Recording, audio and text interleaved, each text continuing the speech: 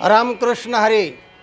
महायोगपीठे तटे भीमरथ्यां वरं पुंडरीकाय दातुं मुनीन्द्रैः समागत्य तिष्ठन्तमानन्दकन्दं परब्रह्मलिंगं भजे पांडुरंगम. सज्जन हो, आज आपणापुढे या 3 गोष्टी दुर्लभ आहेत अशा अर्थाचा हा व्हिडिओ आहे, सादर करतो आहोत. दुर्लभम त्रयमेवैतद् देवानुग्रह हेतुकम मनुष्यत्वं मुमुक्षुत्वं महापुरुष संश्रयः. शास्त्रकार म्हणतात या 3 गोष्टी या मृत्यूलोकामध्ये दुर्मिळ आहेत, दुर्लभ आहेत. दुःखेन लभ्यतेति दुर्लभम. फार कष्टाने मिळतात, योगायोगाने मिळतात, सहजासहजी त्या उपलब्ध नाहीत.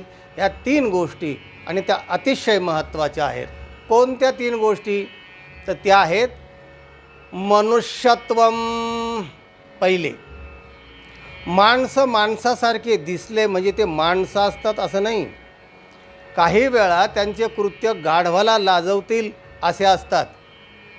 आपण माणसाला गाढवाची जेव्हा उपमा देतो की काय गाढव माणूस आहे, हे गाढवाला कळत नाही म्हणून बरं आहे, नाहीतर त्यानेसुद्धा आबरू नुकसान भरपाईचा दावा दाखल केला असता न्यायालयामध्ये आणि न्यायालयात न्यायाधीशाला सांगितलं असतं की आमची उपमा याला दिल्यामुळे आमची आबरू गेलेली आहे, नुकसान भरपाई मिळावी.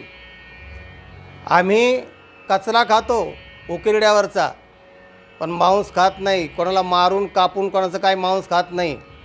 गवत कचरा खाऊन जगतो. गटारातलं पाणी पितो आम्ही, इकडे तिकडे पाणी नाही मिळालं तर, पण दारू पित नाही. हा दारू पितो. अत्याचार करतो. आमच्यात भांडणं होतात, लाथाळी होते गाढवात, पण आम्ही योजनाबद्ध खून पाडीत नाही, पुरावे नष्ट करीत नाहीत किंवा हुंड्यापायी गाढविणीला ठार मारीत नाहीत. हे माणसं करतात. तेव्हा हे अनेक गोष्टी जर पाहिल्या तर आमचं आबरू गेलेली आहे, नुकसान भरपाई मिळावी असं गाढवाने दावा केला असता आणि तो खरा आहे.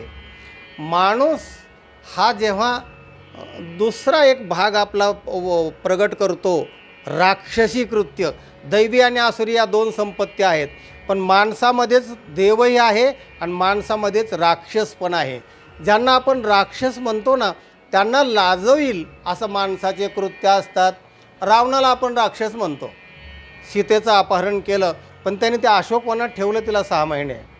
तिथे माणसं नेमले सेवेसाठी, तिच्या करमणुकीसाठी माणसं नेमली, पण अत्याचार नाही केला त्याने. पण हे निर्भया हत्याकांड काय, रोज जे हत्याकांड घडतात ना, स्त्रियावर अत्याचार करून तिला ठार मारून टाकतात. ते राक्षसांना लाजवीतील माणसं असा त्यांच्यातला राक्षस निर्माण होतो. सांगायचा मुद्दा असा की राक्षस नावाचा प्रकारच नाही आहे, हेच राक्षस आहेत. राक्षसापेक्षाही कृती यांची वाईट असते, त्यालाच राक्षस असं म्हटलेलं आहे. तेव्हा मनुष्यत्व, माणसामध्ये माणुसकी असणं हे दुर्मिळ आहे. माणसं आहेत, पण माणसासारखेच वागतात असं नाही. माणसाने माणसासारखं वागावं असा पहिला मुद्दा आहे. आणि मग माणसाने देव माणूस व्हावा हा दुसरा मुद्दा आहे. तर माणसातली माणुसकी जागी झाली पाहिजे, त्याचं देवत्व जागं झालं पाहिजे, सद्गुण जागे झाले पाहिजे. तर ते दुर्मिळ आहेत असं या शास्त्रकाराला म्हणायचं आहे. म्हणजे मनुष्यत्वम. आणि दुसरा प्रकार आहे मुमुक्षुत्व. म्हणजे मुमुक्षुता, मोक्षाची इच्छा, मुक्त होण्याची इच्छा, ज्ञातुम इच्छा. देव काय, धर्म काय, माणसं काय या सगळ्यात जाणण्याची इच्छा ही दुर्मिळ आहे.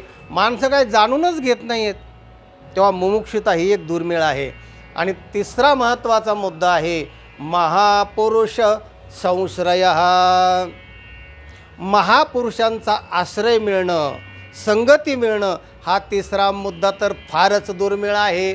माणसामध्ये एखाद्या वेळेला माणुसकी निर्माण झाली आहे, काही माणसामध्ये माणुसकी, मुमुक्षुता पण आहे, मोक्ष इच्छासाठी प्रयत्न करतात माणसं, जिज्ञासा पण आहे 5-10% लोकांमध्ये. आणि तिसरा जो गोष्ट आहे महत्त्वाची की महापुरुषांचा आश्रय मिळणं. पहिलं तर महापुरुषच दुर्मिळ आहेत, त्यांची भेट झाली तर त्यांना ओळखणं दुर्मिळ आहे, ओळखलं तर त्यांच्याजवळ राहणं, सहवास करणं दुर्मिळ आहे. कारण हा याच्यामध्ये मल आणि विक्षेप नावाचे दोष असल्यामुळे त्या महात्म्यासुद्धा याला दोष दिसू लागतात आणि तो त्याच्या सेवेला रत होत नाही. म्हणून त्याच्याजवळ राहणं आणि ते ज्ञान आत्मसात करणं हे सुद्धा फार दुर्मिळ आहे. अशा 3 गोष्टी अतिशय दुर्मिळ आहेत, तेच या शास्त्रकाराने सांगितलं. म्हणून माणसांनो, म्हणजे आमच्यासह सगळे, मनुष्यत्व जाग करा. दुसरी गोष्ट आहे दुर्मिळ, मुमुक्षुत्व, भगवत प्राप्तीची इच्छा निर्माण होणं किंवा ज्ञानाची इच्छा निर्माण होणं, सेवेची इच्छा निर्माण होणं, ही पण इच्छा निर्माण करा, ही दुर्मिळ आहे. आणि संतांची संगती तर खूपच सांगितलेली आहे. संत संग देये सदा. तुकाराम महाराज म्हणतात की मला नेहमी संतांची संगती, न लगे मुक्ती आणि संपदा, काही नको मला, पण संत संग देये सदा. संतांची संगती दे भगवन, हे तुकोबाने मागितलेलं आहे. आणि म्हणून चांगल्या माणसाची संगत करणं, मिळणं, टिकणं हे फारच दुर्मिळ आहे. या 3 गोष्टी लक्षात ठेवा. यातल्या जर आपल्या थोड्या आत्मसात झाल्या तर आपणही माणसाचे देव माणूस झाल्याशिवाय राहणार नाही. निदान माणसात माणसासारखं वागण्याचं हे काय थोडं झालं, हेही नसे थोडके, एवढं जरी झाली पहिला टप्पा तरी खूप आहे. आणि या 3 गोष्टी जर आपण गाठल्याच महापुरुषापर्यंत तर आपलं जीवनाचं कल्याणच झालं म्हणून समजा. हा व्हिडिओ इतरांना पाठवा, लाईक करा आणि चॅनलला ज्यांनी सबस्क्राईब केलं नाही त्यांनी सबस्क्राईब करा. रामकृष्ण.